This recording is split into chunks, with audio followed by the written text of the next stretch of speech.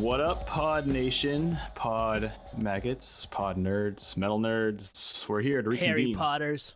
Harry Potters, Podheads. My name's Nate. Welcome to the Potty Slave Podcast, episode 142. Here with my homies, Anthony and Tony. How you guys doing? Personally, I'm on cloud nine because NPR Nate has been deep sexed, apparently. NPR Nate is done. Gone. That was energy. I've been waiting for that energy for 142 episodes. So thank you. It's in there. He just hides it when he has to like intro or do any of the it's all right, guys, we're back with another episode of the Potty Slave Podcast. My name is NPR Nate and I'm gone now. Get the fuck out of here.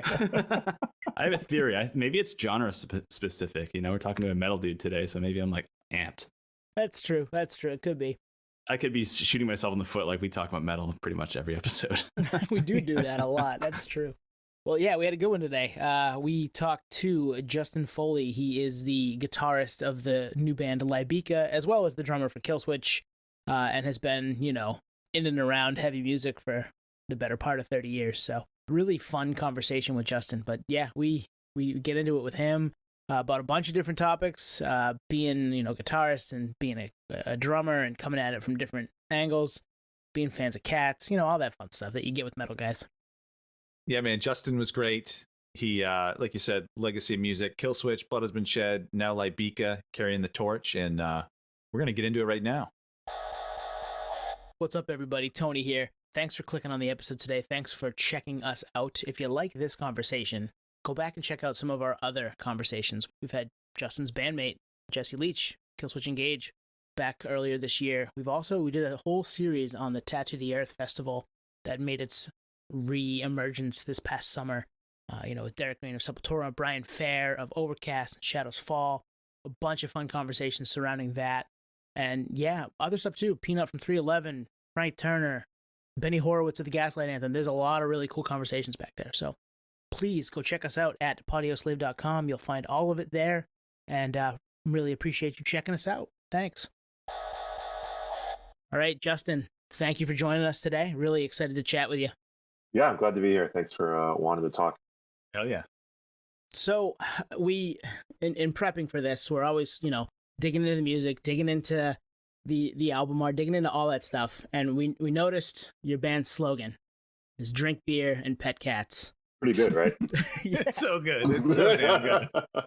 So it's funny to us, and we've kind of talked about this over the course of our pod's life, which is almost, you know, pushing 3 years now. And the more heavy music kind of makes its way into the mainstream, and I think that's happened more and more as the time has gone on here, the more you're going to find kind of that metalhead next door who's also a fan of cats and also a fan of, you know, craft beer and whatever else there is. So how does that come about? How did you guys come about with that slogan? It's fucking awesome. Yeah, I mean, like you were saying, they have that book, Metal Guys and Their Cats, right? There's that book. Really bummed I wasn't reached out for that, because I feel like over the years I've really gone above and beyond to try to get my love of cats out there. But Wait, is that a thing? Is that a real thing? that's a real thing. Yeah, there's a book like Metal Dudes and Cats. There'll be like a dude in like full corpse paint, you know, like and just holding, like snuggling his cat, just holding his cat. That's amazing. I think I know where you can find this. It sounds like an Urban Outfitters staple. Newbury Comics, yeah. Newbury Comics, yeah. Sky Mall magazine. I think that slogan came from just a random design that actually our Killswitch's stage manager, Josh, that's been with us for like ever and ever and ever. And he just like whipped something up real quick and he's like, here, what do you think of this? And he had that on there. So I need to give him credit for that. And we're like, oh my God, perfect. And there was like the cat like crushing a beer can in the front of it. And it looked really good. So It's so great. I think that's pretty sweet, sweet slogan for the band, and pretty much sums up exactly what we're all about.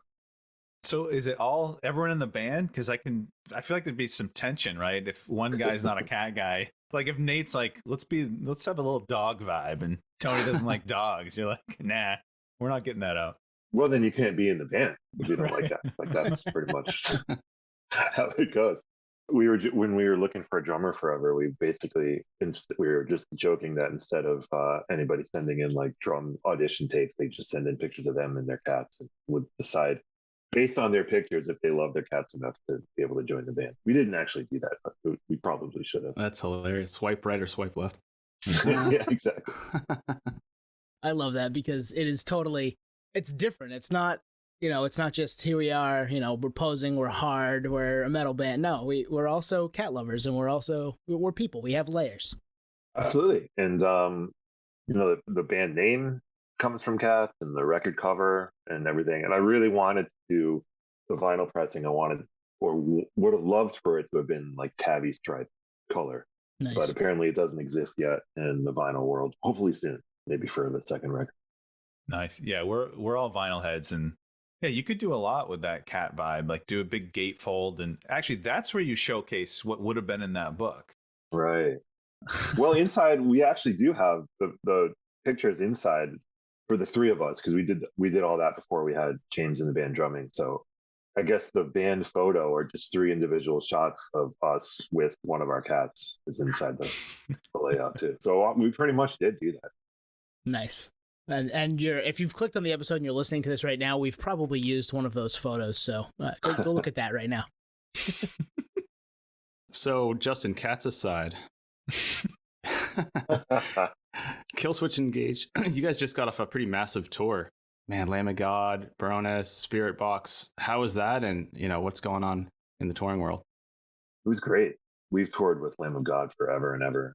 The first tour I ever did with Killswitch was with them. It was the Headbangers Ball tour in 2003.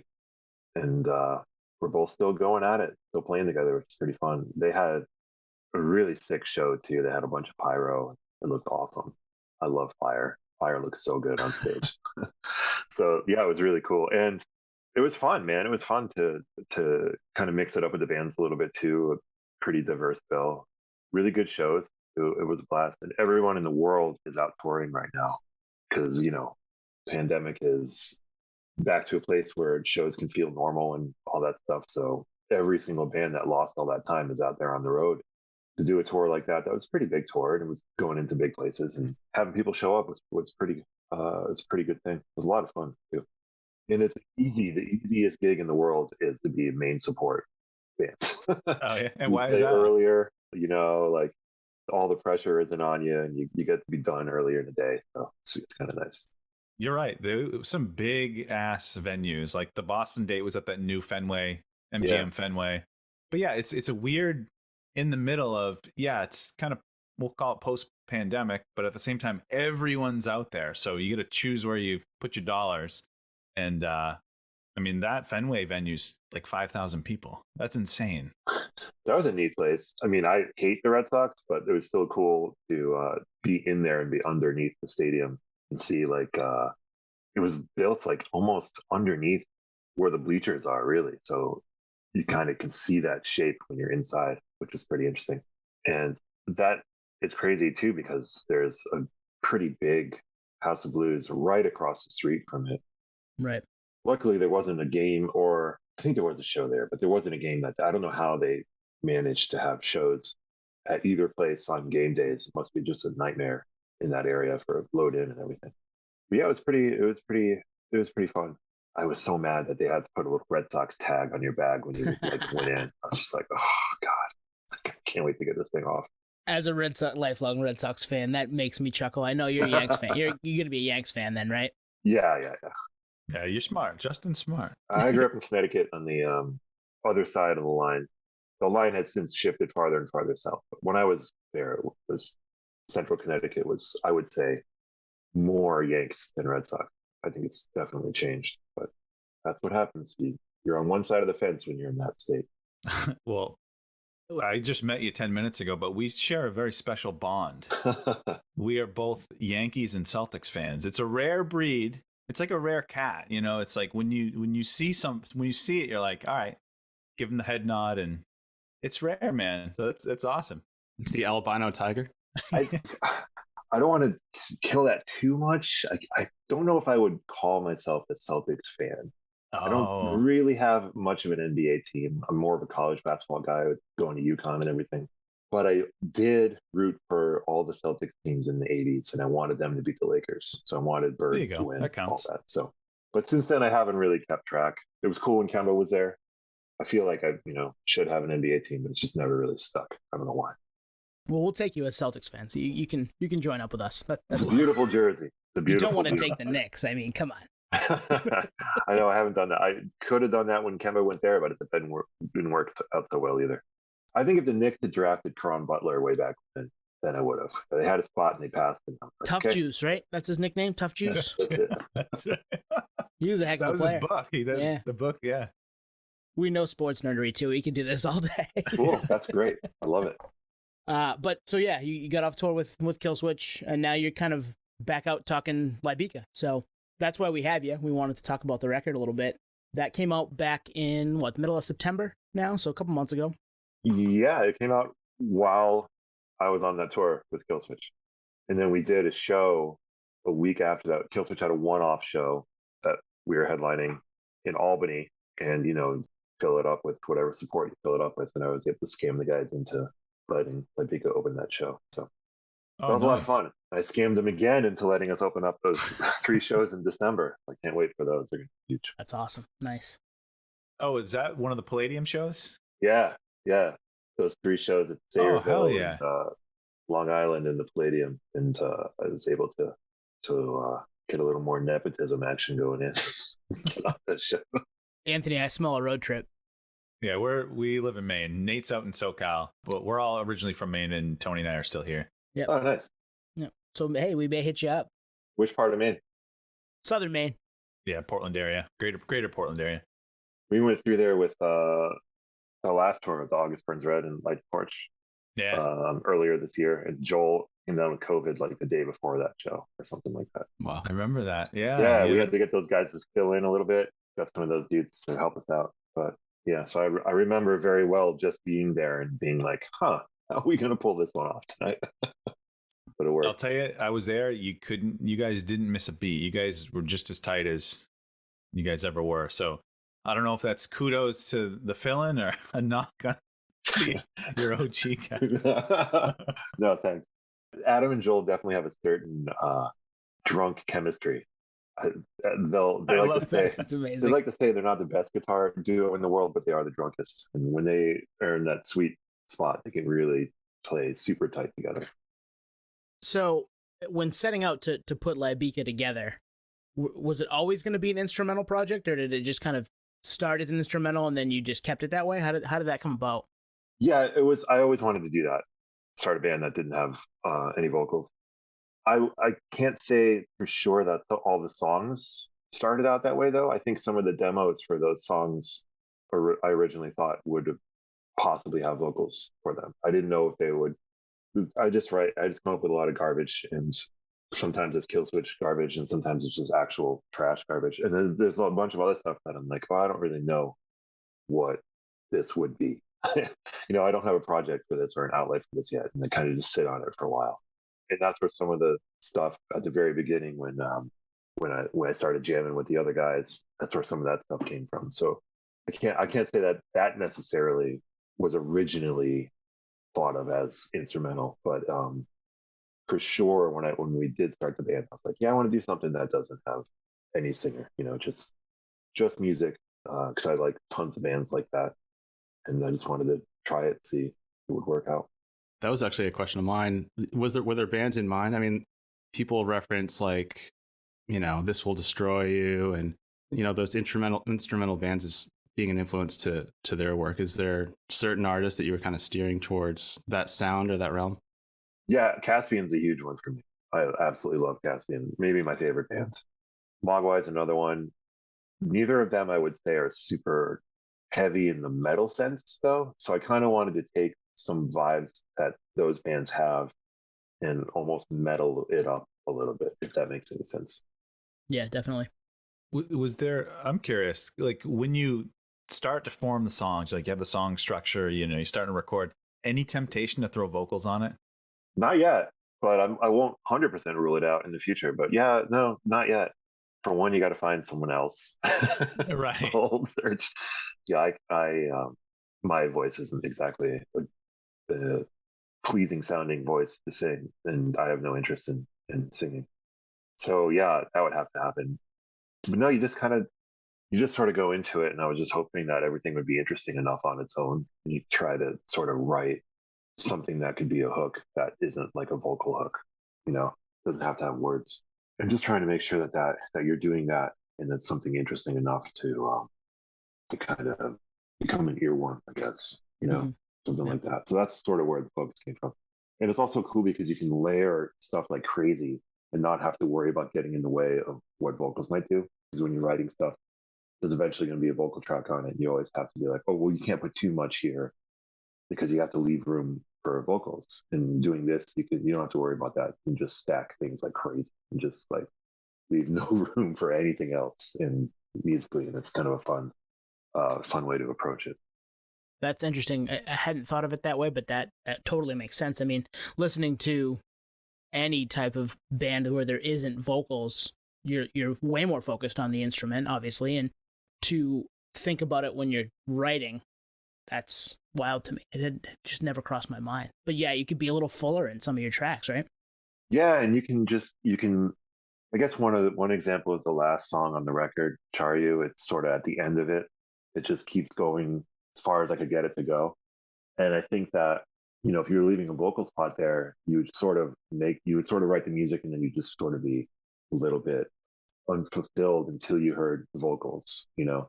Whereas this, you could just really whatever it was happening at that moment, I could just stack it and see if I liked it, stack it, stack it, stack it, and then it just sort of becomes what it was. And then it wasn't going to change. You knew like it wasn't going to change. You knew a part wouldn't have to come out when there was a vocal part on it afterwards. And it's sort of it's kind of a different freedom in terms of coming up musically with ideas. I've never thought of it that way. Like, I'll listen to it a little differently, and it must be freeing because on the flip side, there's bands out there with two vocalists. So they're tailoring the music to how the vocals are going to sound. So when you strip that down to no vocals, you just let the music breathe. It's probably the most raw music, that you can come up with. So I will listen to it with different ears. Yeah, interesting. But the funny thing is too, I think if you poll most people that listen to music, especially just casual music listeners, which is like everyone gravitates toward vocals and the lyrics and the song and like what the song is about or what it means. And that's how you can make such a strong connection to music and how people get really sucked into it. So trying to get that from people without vocals and attaching whatever feelings people might attach to music without that is a different challenge also.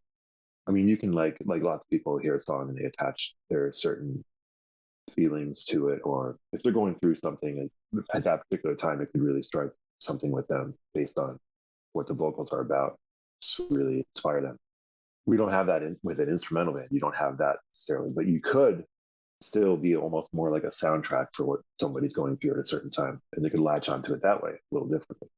Yeah, I feel like it's a little bit more open to interpretation with regards to how does that song translate to you? Because you always hear like, oh, this band has such cryptic lyrics, but at the end of the day, you can kind of figure it out. When it's just completely instrumental, you're kind of filling in almost ad lib, like this is how this song is making me feel, and these are like kind of the words that are flowing in my head.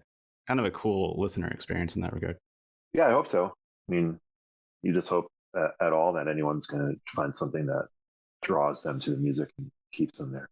And I know that I've heard Jesse before talk about not wanting, Howard too, I've heard both of them talk about not wanting to describe their words too much because they don't want to change a song for somebody, that somebody might have heard a song and they feel something one way, and then either of them said exactly what they were thinking about or going through. It might change it for that person. You want everyone to have their own relationship or experience with the song, I would say. Yeah, it's good to have some sort of vagaries there because you want people to put their own pieces on it, but you want a lot of people to put their own pieces on it so that they're resonating with the music, as opposed to just it's exactly about this and you can only like this if you're going through this. Right. That's not there at all with this. Anything you want, you can attach to it.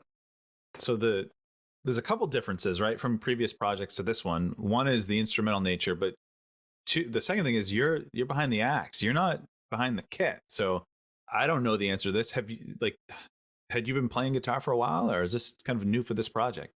I have been, not a lot, like very much as a hobby, just sort of, I don't know.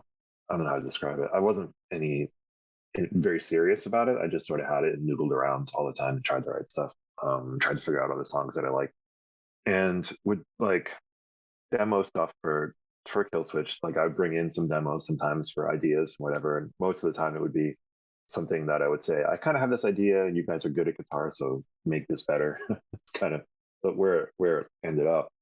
But then yeah, I mean, a lot of it was driven by being forced to have nothing to do and by the pandemic and having all this time and really getting into it. I'm like, okay, well, I've kind of always thought about this. I have all the time in the world to do it now. And it was embarrassing to realize how much about guitar I didn't know after playing in bands for almost 30 years with guitar players. And just being like, what pickups make a difference? What do you mean? Like, I just like all kinds of stupid stuff that I should have learned a long time ago. But I'm trying, you kind of try to write to your own strengths, I guess. So trying to figure out what I could and couldn't do on the guitar. I'm definitely not a shredder. There's no shreddy parts on this, not going to be ripping solos or anything, but just trying to write some cool, heavy parts and trying to write like some melodic parts. And I always really loved harmonized guitar in old metal, like the early Metallica shit. That's all harmonized and awesome. Thin Lizzy parts, like that kind of stuff. I've always loved, and trying to bring that into this whole instrumental thing too is something that I was trying to focus on with guitar. Any temptation to jump behind the kit at all in this project? Well, I had to do it to record because we didn't have a drummer yet. Oh, there you go. So there was that. It was not a temptation; it was a necessity. Yeah, we didn't have anyone to play drums yet, so I had to do that. But it's been, yeah, not really, not really, not since that was done, and since we got James in the band. Yeah, I'm perfectly happy to sit there and play guitar and let him lug a drum set in, which is fine. And it's cool. It's like something else I didn't really expect was it changes the entire way you're listening to the people you're playing with. You're playing guitar rather than playing drums. It's like an entirely different thing that I guess I expected it somewhere, but I didn't expect it to the extent that it's happened, and everything is just much different feel. Listening is harder to do. I guess I was so used to listening the other way that listening from a different perspective is more challenging, but it's fun. It's great. You always want to, when you're a musician, you always want that stuff. You always want those new challenges. It's been a really fun one. Plus, feel-wise, you have these metal strings like blistering your fingers instead of drumsticks, right? You're like, oh, fuck, this is harder than I thought. Fuck. Yeah, totally. One of the other funny things is when you're way into something and you're playing drums and you're just wailing on them, and then you're playing guitar and you're way into something, you have nothing to wail on. You just have like this pick and this little motion. You have to be like, I want to freak out right now, but I have to do this. This real fine motor skill thing. I can't just bash like I want to. Right, that muscle memory that you get from being a drummer for all that time. To okay, I've got to pull that back in a little bit. I got to rein that in. I can't just go ham. Yeah, exactly. Drums sound great when you bash them. When you're hitting the low string like this as hard as you can, it whacks it unbelievably out of tune, and everything sounds terrible. So it's a little different. Yeah. It gives a lot of context to like metal dudes that are playing piano. You're like, fuck, dude, you got to bang your head, right? You can't just sit there. I don't know how to headbang. I don't know how to do it standing up. I haven't figured it out yet. Well, I find it so amazing, guitarists that can literally just walk and play. Like I think we've all picked up guitar at some point in our lives. The fact that people can actually walk and play and jump and play and have it still sound pretty good is insane. So far, yeah, I feel very much like a statue, and I'm trying to think. Okay, you don't want to look like you don't know what you're doing. And statues, you gotta do something, but then I don't know what it is. But then you're just like, well, you have to look natural. You don't want to look like you're trying to do something. None of that stuff ever happened with drumming, so it's all stupid. I can't figure it out. So when you're writing music for this, because you were doing both, kind of double duty, are you writing one part and thinking of the other at the same time, or are you writing a guitar part and then, all right, I'm going to put drums on this, I'll figure that out later? Kind of that second thing. Yeah, most of the time I'll figure it out later. a lot of it comes from just I have a ton of like voice memos on my phone, or I'm just sitting around the house with a guitar and I just come up with an idea. I'm like, oh, that's a cool idea, and I just voice memo it real quick, and then I'll just go have a whole file of voice memos, and sometimes I'll just go through them, and if something is like, oh, that one's cool, maybe I can work that out.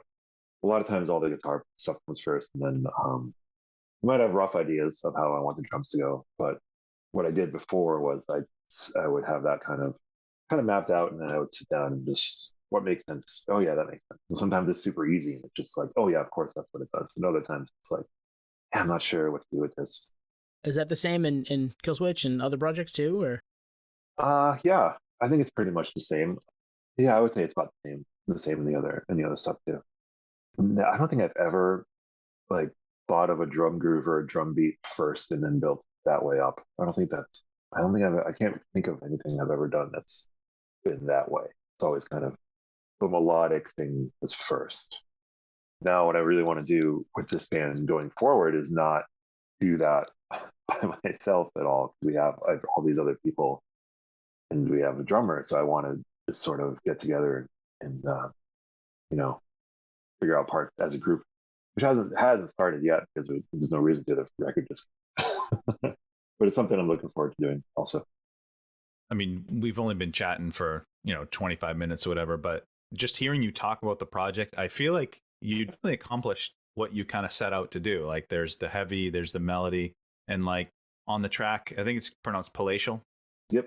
I love the intro. It's like quiet, and then there's like that tease of that like moshy breakdown, like 15 seconds, and then it kind of gets into the groove, and then it goes back to that like at like the 4-minute mark. I'm like, yeah, I love this. But there's something for everyone in there. I love that.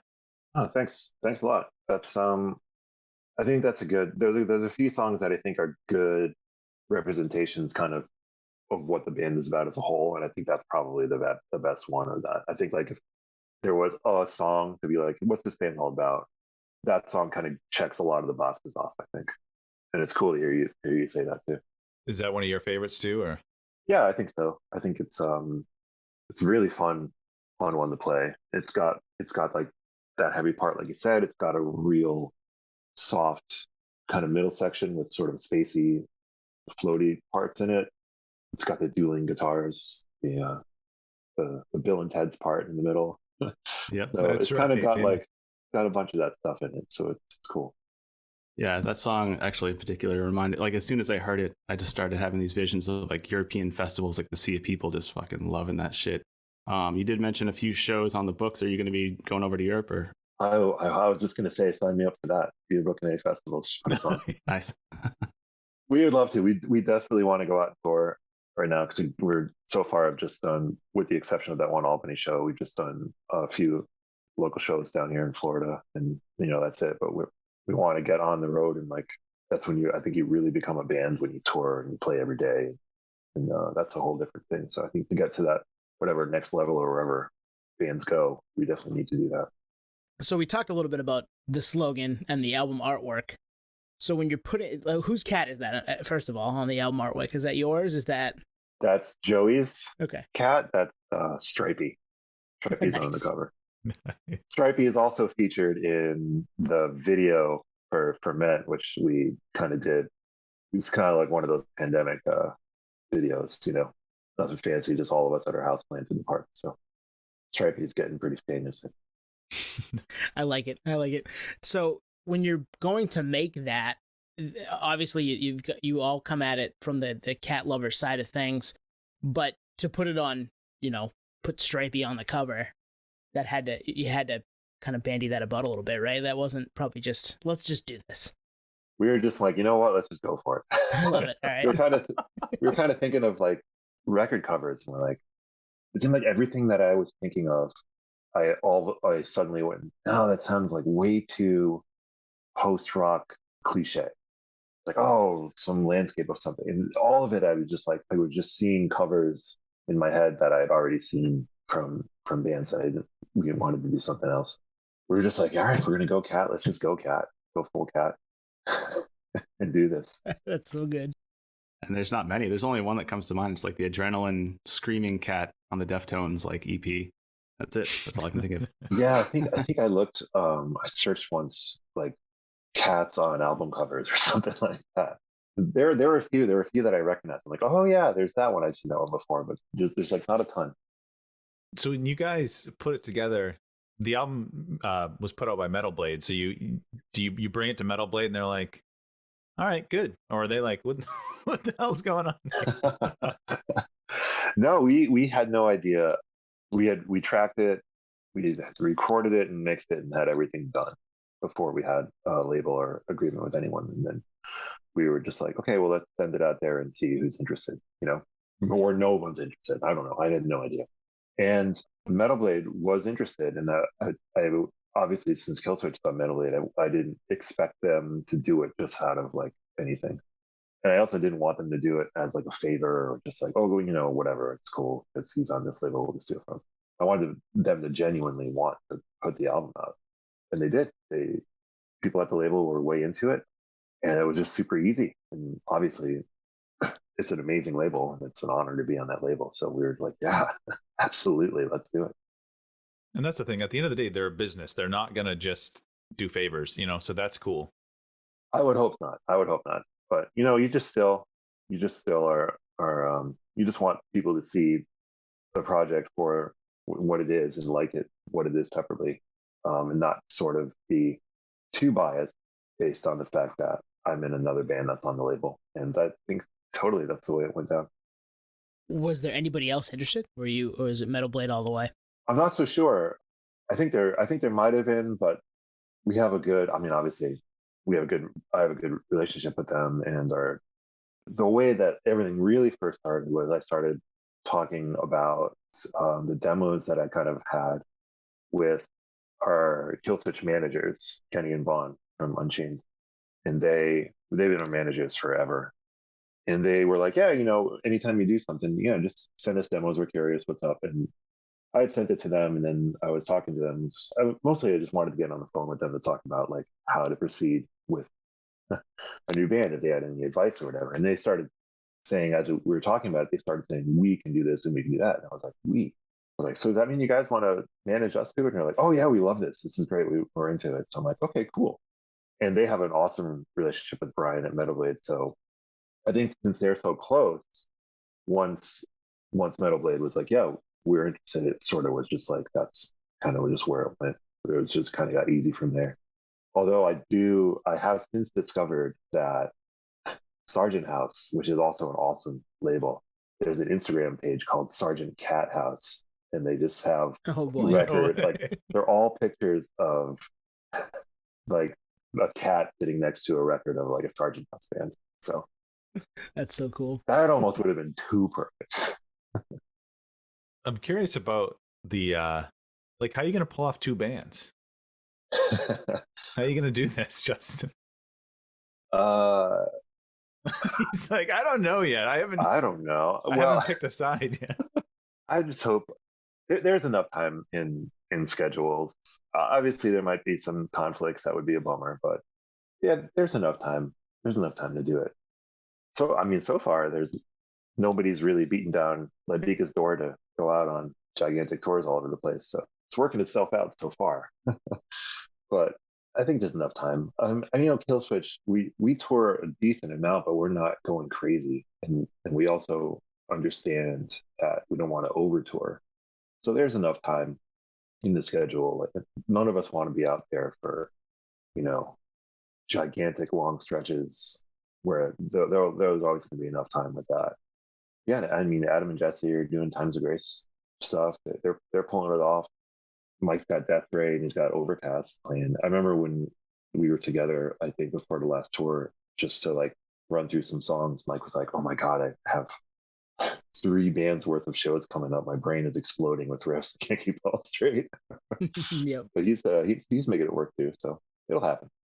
There's ways to do it, right? Because a lot of people shit on like Maynard, like, dude, he's all distracted. He's not doing Tool. It's like, well, no, I've seen tours out here where he's doing Tool in a perfect circle on the same festivals. So yeah, exactly. And that's a nice problem to have, 2 giant bands to try to true, right?